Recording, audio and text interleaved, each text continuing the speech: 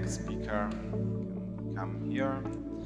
The next speaker is Carlo Gabbani, and he will talk on Sellars and Carnap, a topic that yesterday came out several times as a very central and important one. Okay, please. Thank you very much. Sellars begins his autobiographical reflections by recalling an encounter with Rudolf Carnap in the late 40s. I quote, "At the time, I was discussing his Logische Aufbau in my seminar in philosophical analysis, and we had scarcely settled in the car for the return journey when I began to bombard my captive audience with questions.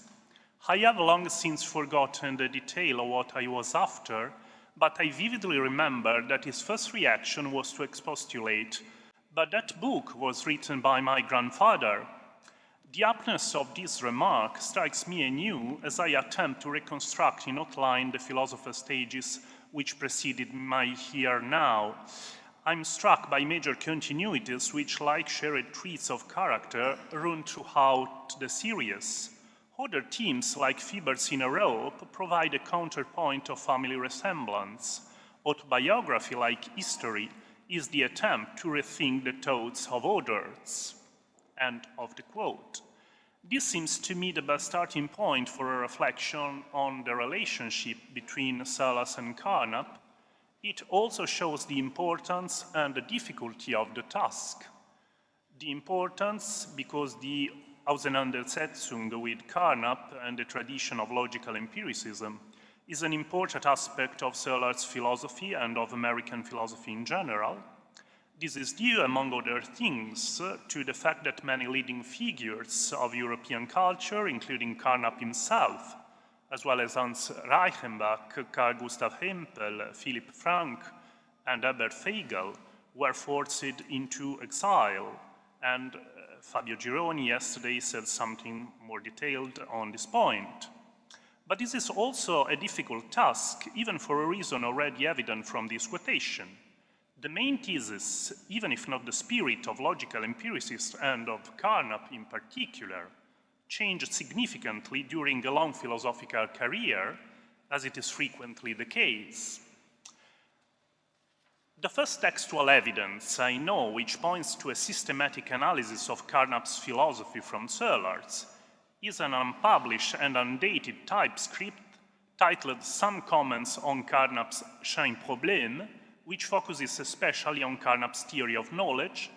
The terminus postquem of this text is certainly here 1936, because Sellars made reference to higher language truth and logic. It is the paper of a graduate student, and I'm inclined to believe that it was written by Sellars as a PhD student at Harvard University, where he attended the course on logical empiricism and Carnap philosophy taught by Quine in the fall of 1937. The text is now present in the Sellars collection in Pittsburgh Archives of Scientific Philosophy, where one also finds his correspondence with Carnap. Even if Sellars' studies were strongly influenced by his long stays in Europe, firstly in Paris, then in Munich and in Oxford, there is no evidence indicating that he became familiar with logical empiricism during these European sojourns. Neither, as it seems, during his philosophical training at the University of Michigan and of Buffalo. Thus, we may conclude that Sellars' acquaintance with logical empiricism probably depends more on Quine's experience in Europe than on his own.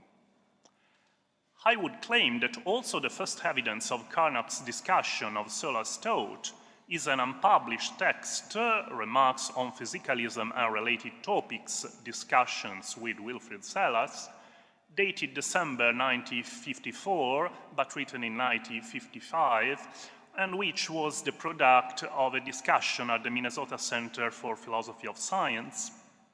This 12-page typescript, now in the Pittsburgh Archives, represents a very interesting document. Carnap focuses on and takes issues with Sellars' peculiar form of emergentism, as well as with Sellars' distinction between two concepts of physical 1 and physical 2, defending a traditional physicalistic perspective.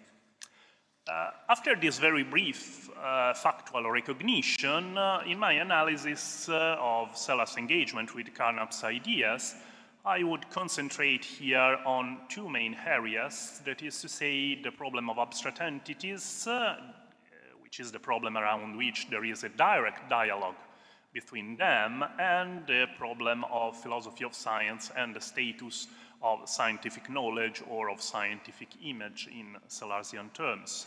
This means that I will not be able to address all the relevant issues and will have to limit myself to several points that will back the interpretation I'm trying to make. In particular, I will not say nothing here about the problem of the given, that is one of the classic topics of the confrontation between Sellars and Carnap, but if you want, I can say something more during the discussion. As for the first point, abstract entities, Sellars' contribution to the volume of Library of Living Philosophers dedicated to Carnap deals with an issue which is the most important subject of an explicit dialogue and confrontation between the two, that is to say, the status of abstract entities. This was also a crucial issue for Sellars' research at the time. Sellars came back to these issues many times in these years because he was working to a nominalistic reinterpretation of the linguistic framework of abstract entities. This was important to him also because, as it has been remarked, it was bound to his naturalistic perspective. This is a quote from Willem de Vries. He says, Sellars is convinced that any naturalistic philosophy must also be nominalistic, for the heart of naturalism is the commitment to the primacy of causal order, and abstracta are causally impotent. Here, Sellars tried to offer an alternative to Platonism, intended by him as a thesis in the psychology of the higher processes, and more specifically, as the idea that the phenomena of meaning, this is a quotation, involves some sort of commerce between persons and abstract entities. The kernel of Sellars' nominalism concerns more than the existence of abstract entities, the idea that they play some role in mental activity. About this, Kevin Sharp rightly underlined that already at the end of the 40s, Sellars had written, the difference between the Platonist and the nominalistic empiricist with respect to universals and propositions does not consist in the Platonist saying there are universals and the nominalist saying no, there are no universals, but rather in the Platonists speaking of psychological relationship between minds and universals, whereas the nominalists find this to be nonsense. Accordingly, Sellars intended to oppose this Platonism with what he called psychological nominalism, the denial, I'm quoting, of the claim characteristic of the realistic tradition that a perception or awareness of abstract entities is the root mental ingredient of mental acts and dispositions. A key point of Sellars' perspective, however, is the idea that nominalism and the rejection of Platonism does not imply the abandonment of the linguistic framework of abstract entities, but rather a reinterpretation of it with nominalistic means. In other words, the key question for Sellars is it possible for a philosopher consistently to assert there are qualities, but had in a different philosophical tone of voice, there really are no such things as qualities and relations. From this point of view, Sellars is more nominalist than many anti-realists of his time are, as he refuses, for instance, the ontological commitment towards sets, and these ontological landscapes are even more desert than quines.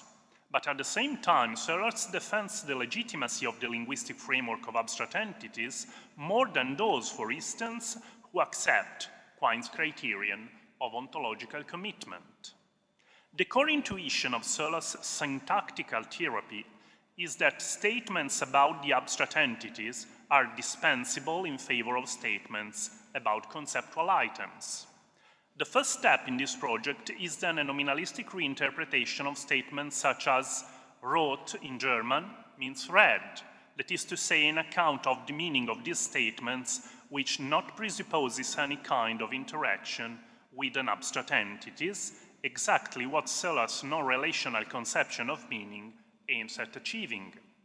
Let me very briefly summarize this analysis. Expressions like the red or the lion or the triangularity are construed by Sellars in their explicit form as distributive singular terms. Distributive singular terms are grammatically singular but distribute their reference across an entire class. So, for instance, the lion is tawny is equivalent to lions are tawny. Moreover, Sellars uses expressions like the red dot quoted or reds dot quoted as a device which applies for all the singular terms that in whatever language have a conceptual role analogous to that of read in English for English speaker. Accordingly, a sentence like in German rot means read represents for Sellars a material mode of metalinguistic discourse where rot is to be construed as a distributive singular term and means read is to be paraphrased as scapula plus read dot quoted, that is, as the equivalent of is read dot quoted. Accordingly, to state in German rot means read does not imply grasping an abstract property to which both rot and read refer, but instead recognizing that a given expression of another language has, in that language, a role analogous to that of an expression from our own linguistic practice. As Sellars himself recognizes, of course, there is always the temptation to say that to be a mental term of the sort to which the general term man.quoted applies is to be a mental term which stands for the abstract entity man, or to the character being human, but the above approach can be generalized as the idea that every use of abstract singular terms is not essentially classificatory, a matter of classifying conceptual items. Now, Carnap claimed to agree with Sellars' rebuttal of the Platonistic conception, and this is not surprising. At the beginning of Empiricism, Semantics and Ontology, Carnap writes, empiricists are in general rather suspicious with respect to any kind of abstract entities like properties, classes, relations, numbers, propositions, and the essay follows with words very similar to those we read some years after in Sellars. Carnap aims at demonstrating that the acceptance of a language referring to abstract entities does not imply embracing a Platonic ontology, but is perfectly compatible with empiricism. Already in the logical syntax of language, Carnap argued for the elimination of sets as superfluous, while at the same time he provided an important reinterpretation of the universal words and the sentences where they occur. Notoriously, Carnap distinguishes between a material mode of speech and a formal mode of speech. In the material mode, a quasi-syntactical sentence attributes a property to an object, while in the formal mode, a syntactical sentence attributes a property to the designator of this object. Now, from Carnap's perspective, the material mode of speech is a part of ordinary language usage, but it is also a disguising way of speech, and the universal words present in this language very easily lead to pseudo-problem. According to Carnap, sentences with universal words should be considered as quasi-syntactical sentences in the material mode of speech, and they are formulated as though, I quote, they refer to objects, while in reality they refer to syntactical forms and specifically to the designation of those objects with which they appear to deal. Is then possible to translate the quasi-syntactical sentences of the material mode into equivalent syntactical sentences of the formal mode. Thus, for instance, the sentence, a property is not a thing, material mode of speech, is translated into an adjective property word is not a thing word, and a philosophical sentence like numbers are classes of things into numerical expressions are class expressions of the second level. At first sight, Sellars' strategy examined above is not so different from Carnap's fundamental insight, and in fact, in Grammar and Existence, Sellars explicitly appeals to Carnap's work in order to eliminate Platonistic anxieties. He says that the points he is making for an interpretation free of Platonistic implication, I quote, lay the groundwork for a successful use of a therapy essentially the same as the one proposed by Carnap, but which, of course, has a much longer and indeed venerable history. And Sellars also describes the statements of ordinary discourse where abstract terms occur with Carnapian labels as quasi-syntactical statements in the material mode of speech. Nevertheless, in his reply to Sellars, Carnap also notes that he intends to refute Platonism as far as it is meant as the idea that causal relations hold between persons and abstract entities, but that it does not intend to exclude the possibility of logical and even psychological relations between persons and abstract entities. He writes, I would not reject, as Sellars seems to do, all factual or descriptive relations between material objects and abstract entities, at least not if relation is understood in the wide sense which is customary in modern logic, and there, more significantly, he adds, it seems to me that some psychological concepts may be regarded or reconstructed as relations, in the wide sense of the logical terminology, not the causal sense, between a person and an abstract entity. That is to say, believing may be taken as a relation between a person and a proposition. In particular, there seems to be no objection to the use of relations of this kind in a theoretical language. This is a very important point of divergence. As Andre Carus noted, it is just this apparently profligate permissiveness that annoys Sellars. He regards such uses of abstract entities as obvious hypostatizations and as beholden to the myth of the given. Carus also reminds us that already in a passage of the essay The Language of Theories, Sellars has deemed disastrous Carnap's, quotation, formalization of semantical theory in terms of a primitive relation of designation which holds between words and extralinguistic entities. Beyond all specific criticism that Sellars leaves at Carnap's semantics, this seems to be its fundamental weakness from Sellars' point of view. Carnap is still too contaminated by Platonism, and this is the reason why Sellars finds Carnap's contribution to be both pivotal and insufficient. Sellars' flight from Platonism is indeed more radical than Carnap's, as it also implies eschewing any interpretation of the meaning of a concept in terms of psychological relationship between minds and universals.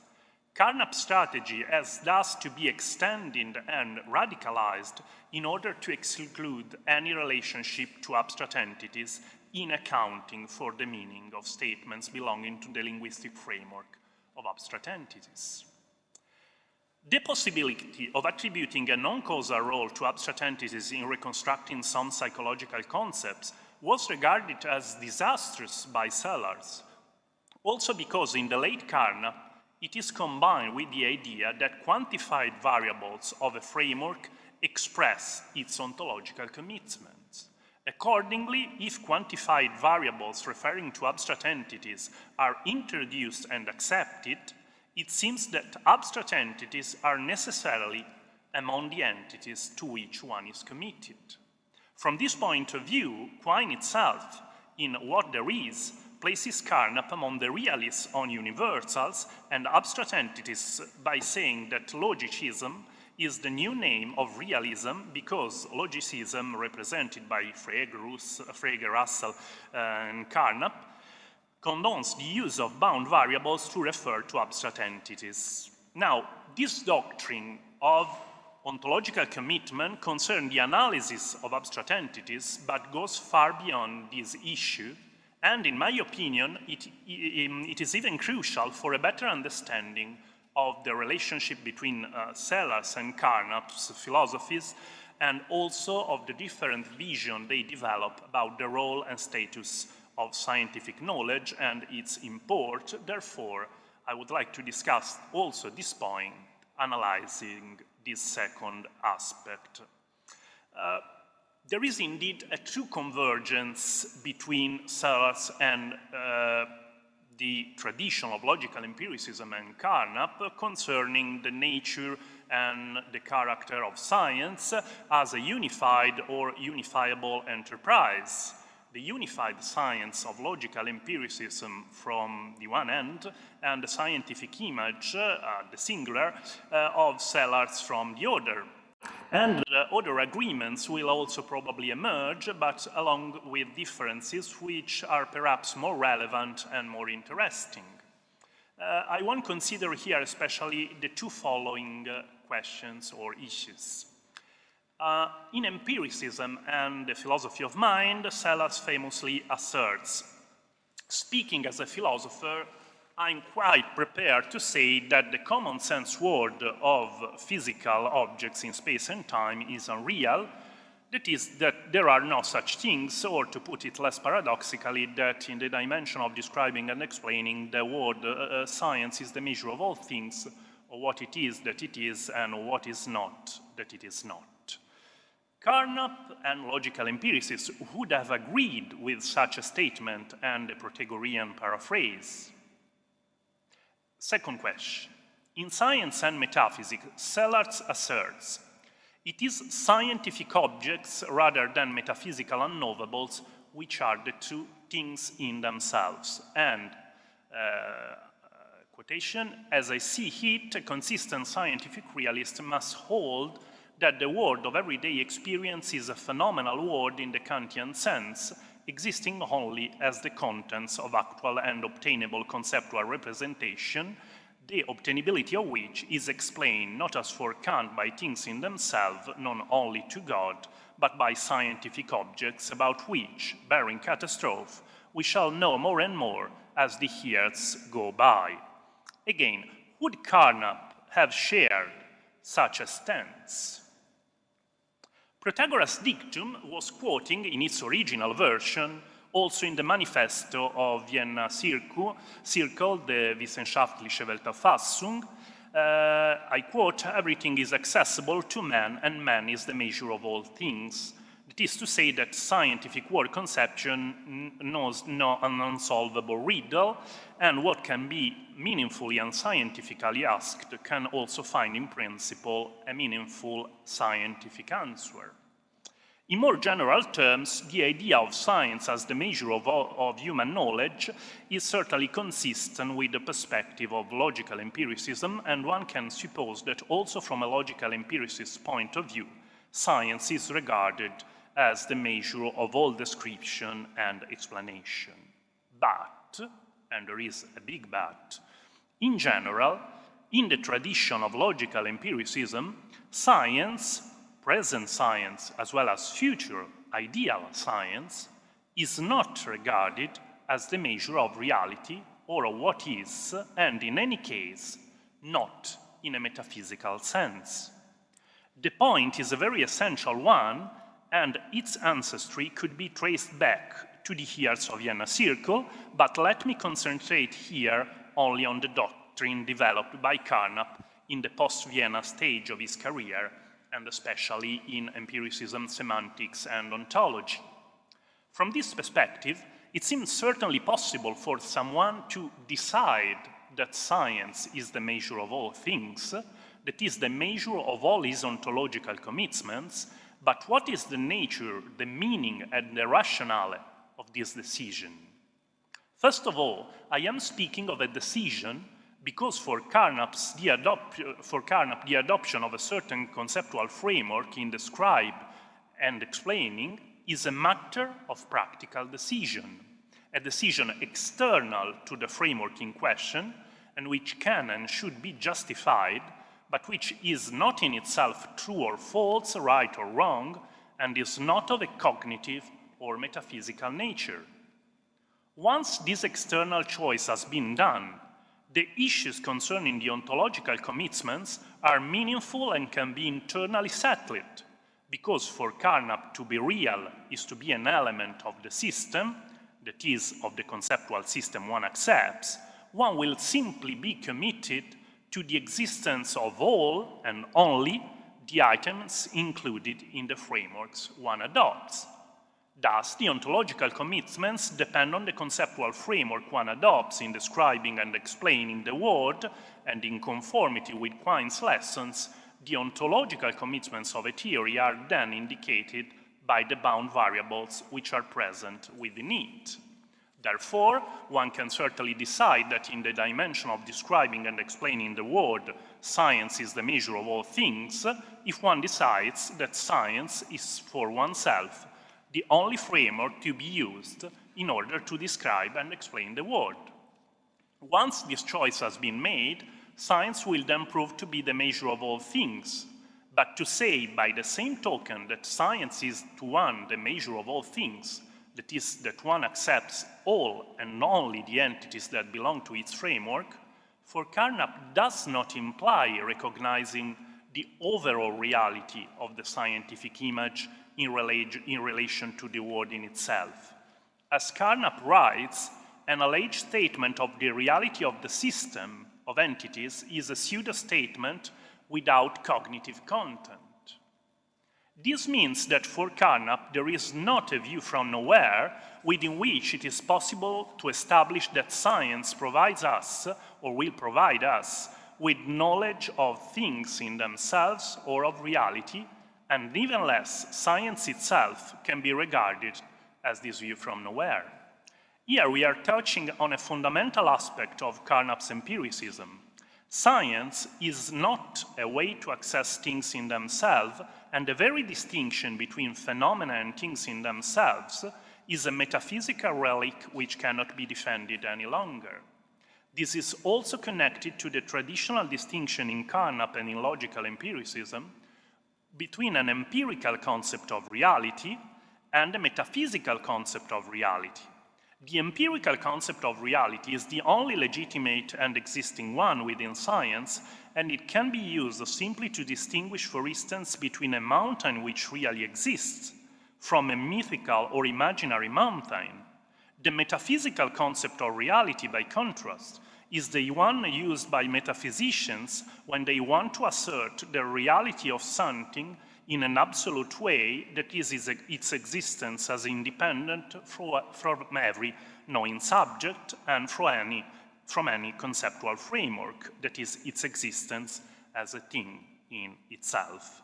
Now, this second metaphysical concept of reality is for Carnap an heritage of the whole traditional metaphysics and should be abandoned. But this means that in Carnap's perspective, presumably, two central moves of Sellars' philosophy amount to many related metaphysical mistakes. First, one cannot make a theoretical cognitive assertion about a framework and external to it, as Sellars does over and over again when he speaks of the scientific image or of the manifest image as a whole. For instance, to say that there are no such things as the physical object of the perceptible world is, of course, to make a point about the framework of physical objects, not in it. Second point and second mistake, according to Carnap's perspective, one cannot use a metaphysical concept of reality in order to state how a framework as a whole deals with the true world, as Sellars does, for instance, when he says that the objects of a final reformed scientific image are metaphysically real, or the two things in themselves, no more unknowable by humans. In my opinion, this is one of the more important aspects of divergence between Sellars and Carnap, and Sellars seems to be completely aware of the fact that Carnap's view on ontology is at stake here. Significantly, Sellars rejects both the idea of quantification as a guide to the ontological commitment of a language and the idea that ontological matters are issues internal to a given framework whose adoption is based on a pragmatic decision. As for this second point, Sellars has explicitly stated his perplexities about Carnap's thesis concerning the adoption of a framework.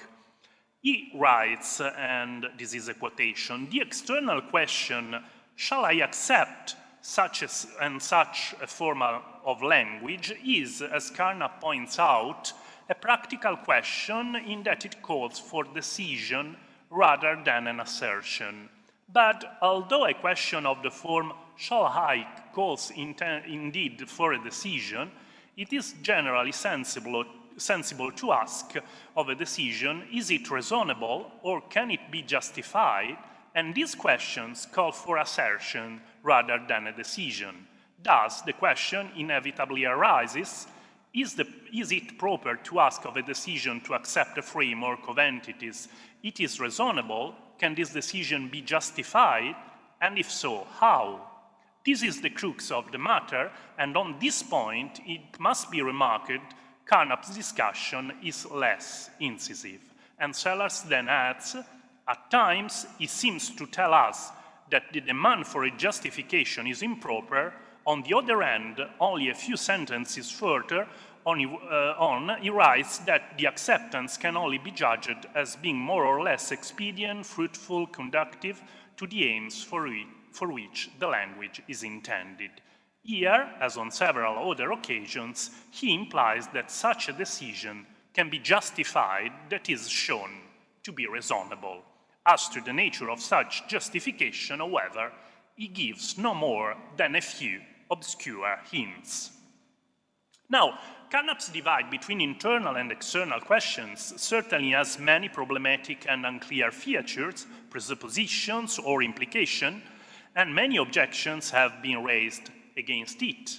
But I find Sellars' charges here not completely convincing, and I suppose that the main reason for his dismissal of Carnap's approach is, more than its obscurity, the fact that Sellars clearly wants to make theoretical and cognitive assertions external to a framework about the overall reality of it. In Carnap's view, it is possible to justify the rationality of the external decision to choose and accept a given framework as more adequate than its alternatives. And Carnap also recognizes that such a decision, I quote, although itself not of a cognitive nature, will nevertheless usually be influenced by a theoretical knowledge. Nevertheless, this rational justification cannot appeal to the character of reality or to the fact that reality, really in a metaphysical sense, includes exactly the entities introduced by the framework which is adopted. The reasons for accepting a certain framework are rather practical evaluation concerning the possibilities, limits, virtues it offers to us in pursuing our epistemic purposes in a given cognitive situation.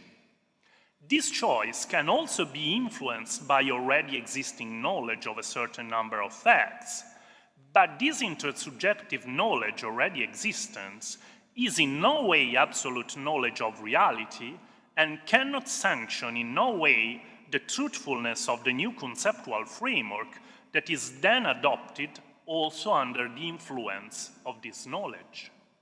From this point of view, it seems that Carnap's approach does not prevent us from rationally explaining and justifying the acceptance of a given framework. It simply prevents us from saying that we adopt such a framework because it is the adequate or correct one on the basis of how things really are, that is to say that it prevents us from a metaphysical kind of commitment towards a conceptual framework or from awarding to the framework we adopt the role and value of letting us know reality in itself. Thus, Carnap may certainly tolerate and also share the idea that science, in describing and explaining, is the measure of all things, but not the associated view according to which science is also the royal road to things in themselves, because there is not such a road at all. The crucial point is that for Carnap, as he clearly says, the acceptance of a linguistic framework must not be regarded as implying a metaphysical doctrine concerning the reality of entities in question. And for this reason, empiricism, semantic, and ontology can rightly be considered as a reaction to Quine's thesis, according to which the use of bound variables to refer to abstract entities implies metaphysical realism concerning abstract entities. Bound variables expresses ontological commitment, for sure, but this ontological commitment does not have a metaphysical character, and this is true when we deal with universal as well as if scientific objects are concerned. It is worth noticing that Carnap's entire ontological perspective here is deeply rooted in his lifelong rejection of metaphysics, while it is not directly based on the idea of a primacy of the observation framework, and at least not on a realist in a metaphysical sense understanding of it.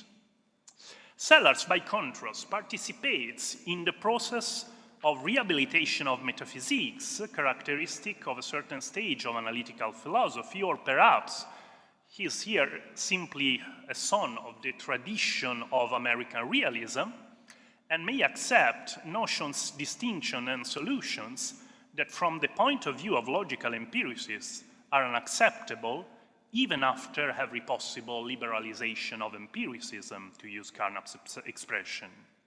This is especially true if a metaphysical concept of reality is at stake and a distinction between the phenomenal world and the reality in itself. The different approach may help explain why also when both Carnap and Sellars seem to agree on the fact that a deeper and better semantic analysis may contribute to understanding an old philosophical conundrum, they often diverge in their conclusions. For Carnap, the philosophical analysis he proposes should help us eliminate and dissolve old, senseless metaphysical disputes, that is to say, that it should lead us beyond both the horns of a metaphysical dilemma. As he sympathetically writes in Empiricism, Semantics, and Ontology, speaking of the heritage of Vienna Circle, this is a quotation, influenced by ideas of Ludwig Wittgenstein, the Circle rejected both the thesis of the reality of the external world and the thesis of its unrealities as pseudo-statements. The same was the case for both the thesis of the reality of the universals, abstract entities in our present terminology, and the nominalistic thesis that they are not real and that their alleged names are not names of anything but merely flatus vocis. It is obvious, Carnap adds, that the apparent negation of a pseudo-statement must also be a pseudo-statement. It is therefore not correct to classify the members of the Vienna Circle as nominalists, that is, as metaphysical nominalists, as it is sometimes done. Sellars' philosophical work, on the contrary, aims at giving a better answer and reaching a deeper understanding of the same old but not meaningless metaphysical issues. In other words, while Sellars' philosophy is trying to make a contribution to the traditional philosophical disputes, Carnap's philosophy is trying to make a contribution to superseding the same traditional philosophical disputes. There is another historical aspect that may help explain Sellars' approach as opposed to Carnap's. The continuity between common sense and science is of a capital relevance in logical empiricists' thought, while in Sellars' philosophy, what is of a paramount importance is the possibility and the risk of a clash between common sense, or more precisely, the manifest image, and science. But if the scientific image is regarded not simply as broadening, deepening, and enriching the manifest one, but as also contrasting, denying, and systematically undermining it, the question may arise, which one of them truly describes the real world? And one may be tempted to say that scientific image reveals to us the real world, or that in comparison to the world of scientific image, the world of common sense is only a phenomenal world. From this point of view, one may also interpret Sellars' ideology of a scienza mensura as if he was simply asserting that scientific objects are the only entities upon whom causal relevance may be bestowed and that they are responsible for the disguising appearances of the phenomenal world of the manifest image. Now, it is certainly possible that two different conceptual frameworks come into conflict not only locally, but systematically, and certainly one conceptual framework can be more adequate than another. But I suppose that from an empiricist's point of view, a correct comparison and a correct justification of this judgment can never make reference to the fact that one of these frameworks allows us to know or to approach things as they are in themselves. Sympathetic to science as a logical empiricist may be, Carnap never considered science as a means to producing metaphysics, and he would never, at any stage of his career, have entitled the book Science and Metaphysics, as Sellars did, but rather have opted for Science out Metaphysics.